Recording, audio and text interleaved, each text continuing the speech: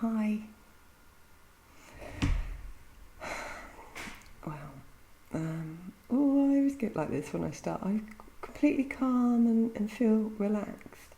And then as soon as I turn this on to record, and I start to feel a bit self-conscious. I'm making this video because I've had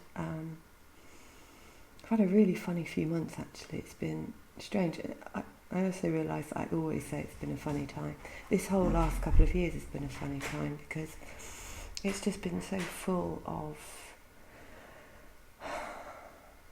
understanding, just, picking it all apart till in the end all that's left is clarity.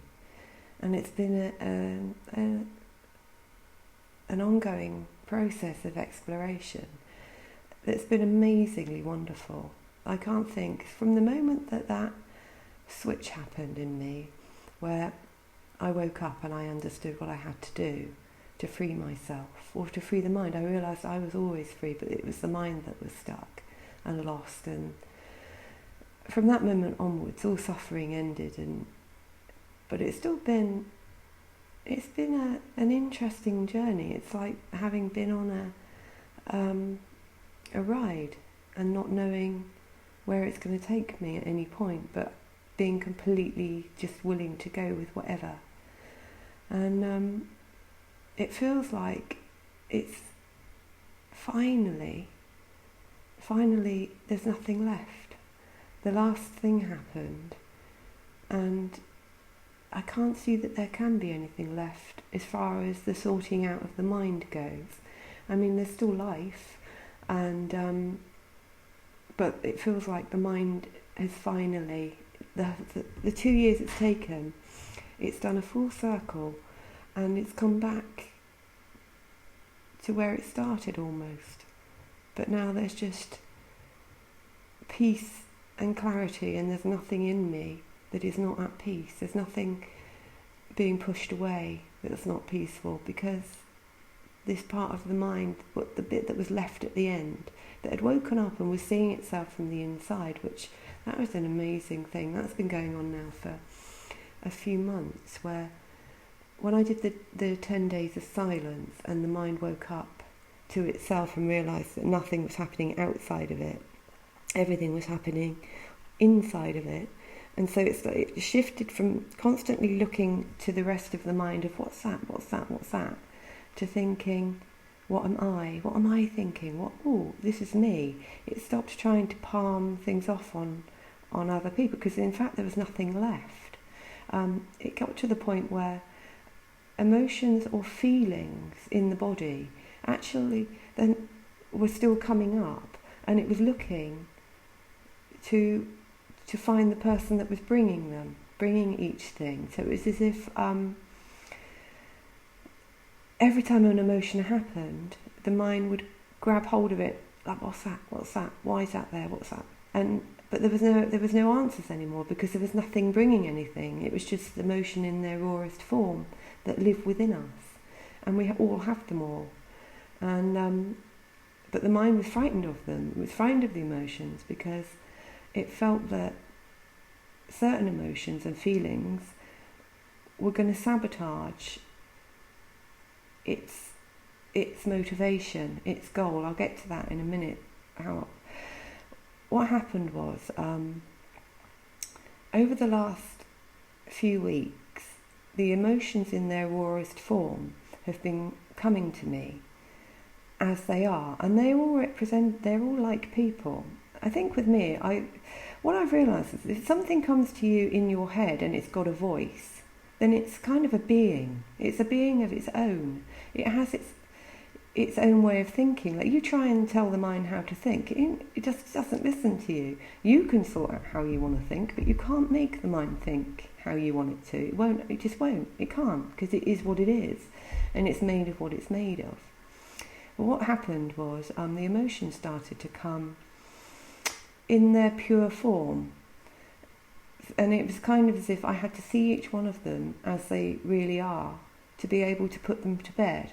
It's kind of as if they were still all loose in the body, but they didn't realise why. Well, I hope it is. They didn't realise why they were still there. The first one that gave me the first insight into this is what was going on, because it's a feeling game the whole way through, because you don't know what's going on and why things are like they are and what's happening. You just have to trust, and it's kind of like being I was going to say Miss Marples, of your own Miss Marples or your own Poirot. You're constantly finding out what's going on. But the only way you can find out what's going on is to watch and let it unfold before you. And the mind was getting frustrated with this. It was frustrated with itself. It would go into thought patterns and then it'd be saying, why am I doing that? Why am I thinking that? I don't even want to be thinking that. And it wanted to stop. It really did. It got to the point where it could see how absolutely pointless it was, how futile it was, that what it was doing, and it had no idea why it was doing it. And then anyway, the emotions came out one at a time. The first one was fear, funnily enough. It erupted as anger. What happened was I was in doing sort of meditation, and I felt this sensation, and the mind immediately labelled it as fear. It said, oh, there's fear. Sort of, and then I heard this voice coming from this fear part, and it said, for Christ's sake, woman, what the hell are you doing? Are you ever going to learn? And I kind of felt it's a bit weird, because normally when it comes out it's just abusive, and I'd learned, oh, there it goes, there he is. But I thought that's a weird thing to say. And so I sort of turned towards it and engaged it directly, because I'd sort of got out of the habit of engaging this, because it felt like it came from self-loathing, and I'd seen the self-loathing, and I could understand how it felt, because I'd felt it completely in the first person, because the mind could see it. And so when it was feeling, it was thinking, well, is there any wonder when it feels like that? So it's kind of as if sensations were sort of let off the hook a bit, but at this point, so I said to this thing that had said, what the hell are you doing? I said, what do you mean? And it said, why do you keep calling me? You just call me and call me. I'm perfectly happy and contented in asleep, and then you name me and you call me out. And I've got absolutely no reason to be here other than the fact that you keep misreading and making me come to life, and it was livid. And she showed me what she was like when she wasn't being called out, the peace and the serenity that she had. And I sort of thought, oh my God, I realised what I'd been doing. I'd been labelling sensations wrong. Well, she told me that. She said, what you're doing is you're feeling a sensation in the body and you're calling it me. And if you call it with me, if you say, oh, there's fear, guess what? Here's Johnny. I have to come out. I can't not, because I am a reaction to your calling.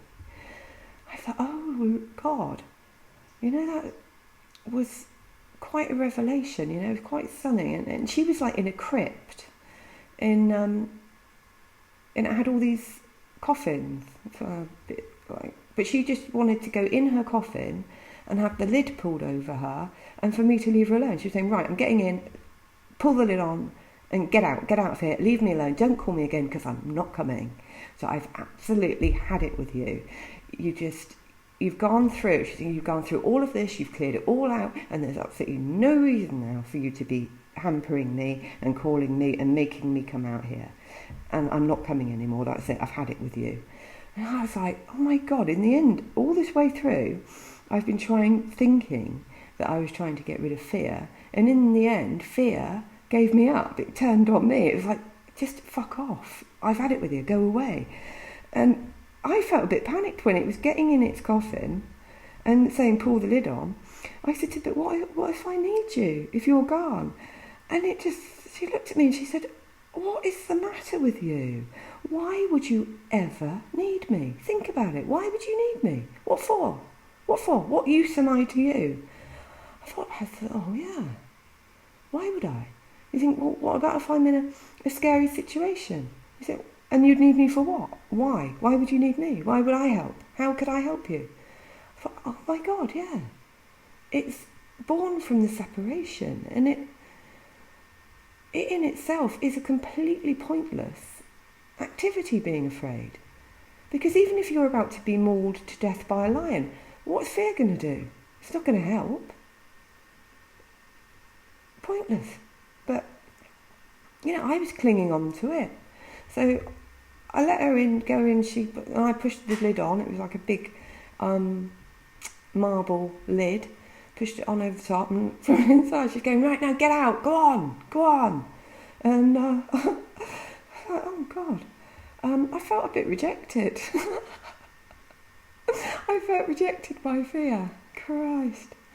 So off I went, and it sort of got me thinking. As I went out of the crypt, there were these two figures there, and they put this great big slab of concrete over the door, and like, that's it, finished, done, gone. And I was walking away from it, thinking, I just felt a bit dejected and a bit rejected.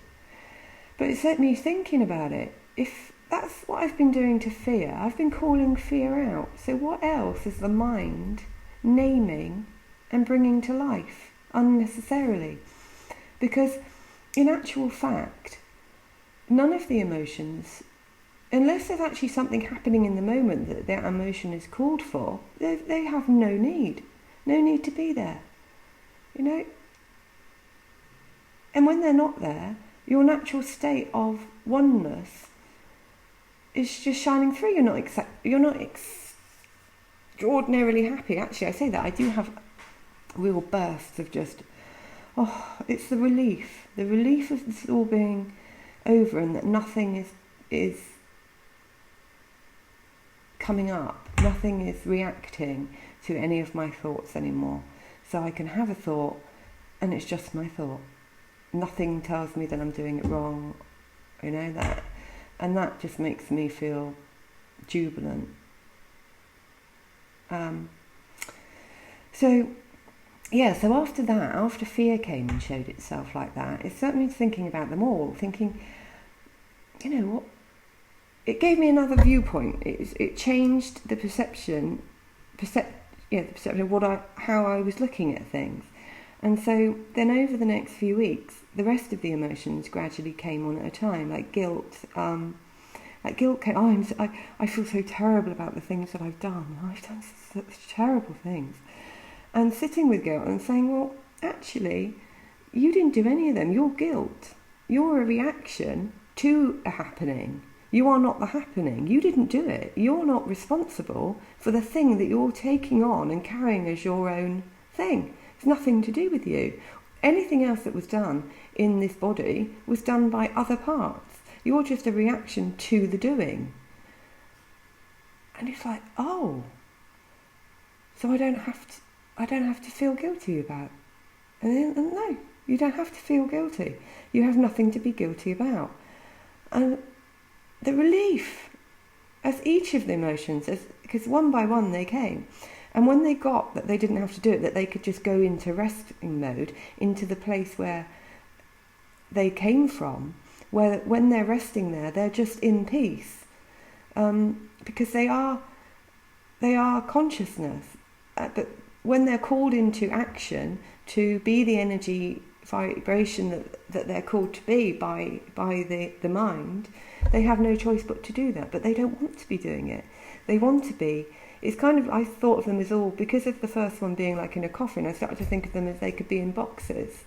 I saw them as sort of boxes with the lids up, and they were all just sort of out and about, doing their thing, and then realising what I'm doing is absolutely unnecessary, and that, I've got this.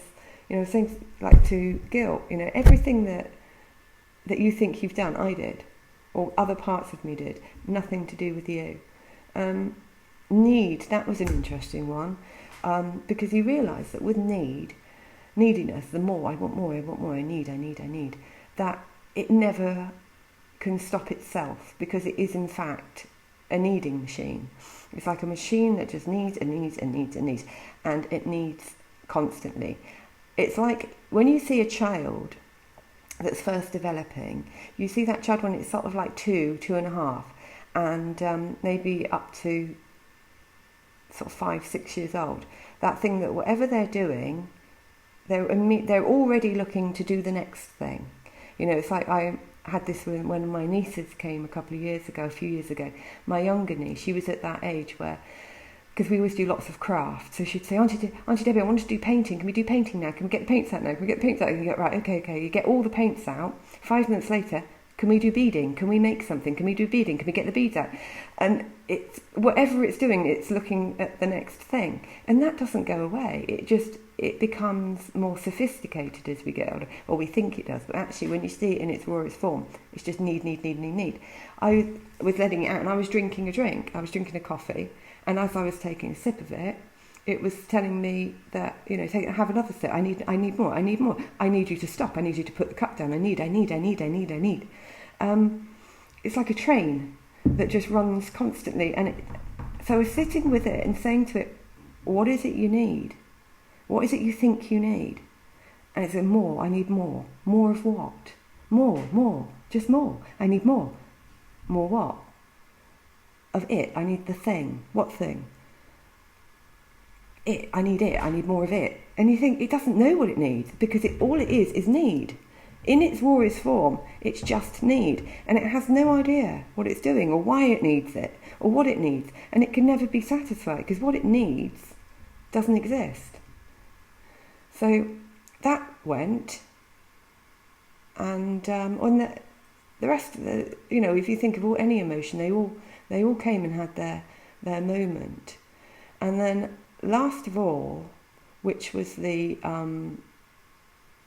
like the epiphany, I suppose, was vulnerability, which was, and this came about because I've been very uncommunicative in the last few weeks, because I've just been completely absorbed in what I've been doing internally, and I felt that I couldn't function well externally or be of any help to anybody, because I didn't know what was going on myself. And I've just been being incredibly silent and quiet, and just spending most of my time just sitting, you know, all my spare time anyway, and just feeling that that's all I could manage, because I kind of knew that I couldn't go on with doing this until I knew what was going on, because it felt like anything I said may not be true, because I didn't know. The mind was sort of confused, and so I didn't want to pass on stuff that was confusing, because the whole point for me of doing this is to share as honestly and openly as I can the actual experience of it, and not grandifying it or making it into anything that it isn't, or not coming from the place of real truth, which it feels that is, I can't do this unless it's doing that, and the parts in the mind were not settled enough for me to be able to do that. But I'll come to the vulnerability thing. I realise now that the vulnerability was actually the thing that was stopping me, because it didn't want me to do anything. It didn't want me to do anything. It just wanted me to stay very, very safe. So yeah, what happened was I was thinking about the fact that I hadn't spoken to people that I would normally be speaking to. You know, there's a few people that I speak to quite regularly, and I just sort of cut that off. And I felt guilty, I suppose, vulnerable. Not guilty, because I understand completely why I am where I am. But I realised that I was going to mail these people and say to them, you know, I'm in this space at the moment, and it felt like I would have to lay myself on the line, kind of thing, and that made me feel vulnerable. Oh, well, vulnerability popped out. I thought, oh, there's vulnerability. Because I hadn't seen it for ages. I realised that it'd been hidden really down deep inside of me. And I realised with that I'd been keeping myself very safe, because this vulnerable part, even though it hadn't been able to express itself. but it had been making me very small in my ability to express, and I realised it had always been there, holding me back from being who I really am in my rawest form, I suppose. It's kind of as if it's a return back to when you are a small child. And anyway, it came up, the vulnerability. I felt it come up, and I thought, I feel vulnerable. And so I thought, I'm going to look at vulnerability, look at vulnerable. What is it? What does it hold? What is its energy? And as I thought that, it started to form. And I can't even begin to describe what it was because it's so amazingly pure that there is nothing here in this reality that could even, it's just so pure, so, there's no words for it. It feels as if it's so delicate and so precious and amazing that even looking at it could make it explode. It felt like if it came into contact with our human air, that it would just be annihilated, because the weight of our air would blow it into 1 trillion pieces. And it looked like, I can't describe what it looked like, I can just take the essence of it, and it was pink and yellow, and it had a sort of shape, but the nearest I can describe it as looking, it was kind of like, it moved like a candle, but it didn't look like a flame. It looked like it was made of gossamer, but the most finest gossamer. It's unexplainable. Anyway, the feeling of it was ecstatic. It was, the mind was looking at it. The mind was looking at the thing, and it was weeping with just the joy of seeing it. And it was saying to me, look how delicate it is. It's so delicate. And it was trying to compare it to things from here. And it was thinking like a butterfly's wings. And God, a butterfly's wings would just one swipe of the wing and it would be spread all over the universe. It's so delicate. And it was saying, I've got to keep this safe. The mind, this is what I need to protect this at all costs. At all costs I must keep this safe, because if I lost this thing that's so pure, then there would be no point in me living. There would be no point in me being alive without this thing. And I was like,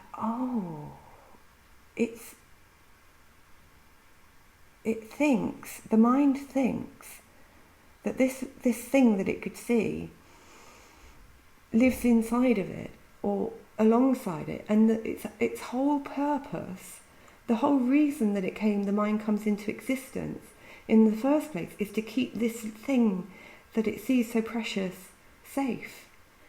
And realise that when we're born into these lives that we have here, when we separate from what we really are, and that is what we really are, we are this thing that in its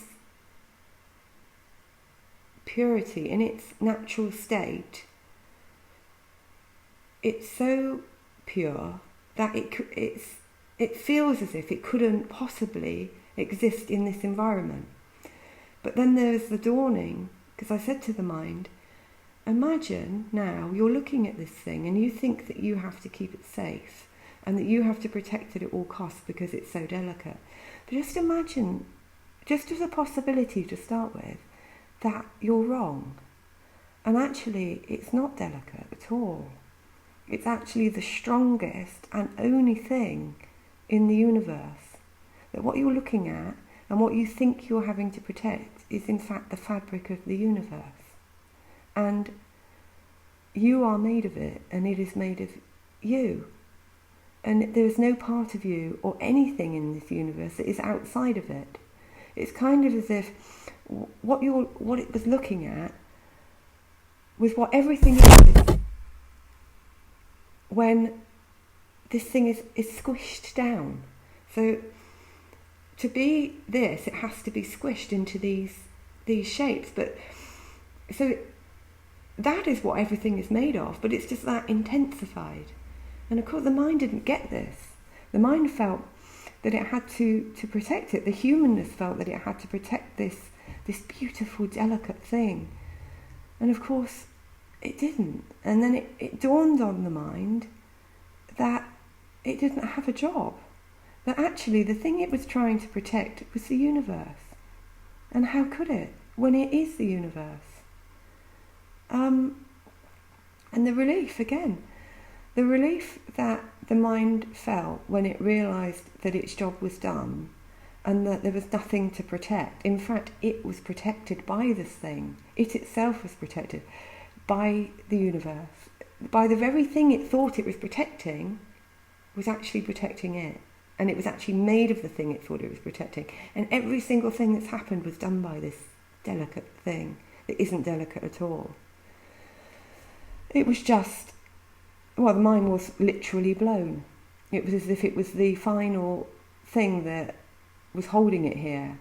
And it was its sole purpose from the very beginning, but it never realised it. And it went. It just, when I say it went, it's not like it's not there anymore. It just knows. And so, for a few days, it kept still trying to protect. And then it would go, oh, I don't have to do this. And realising its job's over. My job's over, and I can return back into that thing that I've been trying to protect. And the clarity and the joy, it's just phenomenal. I can't really explain it, but the freedom that came into the mind, and it's as if the mind finally just went, oh, thank God it's over. I don't have to do it. And it's winding down. It's kind of, now it goes, oh yeah, I don't have to do that, do I? And it just keeps getting it again and again and again. But it also, I've realised how it's kind of been acting like a parent. It acts like a parent to keep this thing pure. And, an unnecessary parent.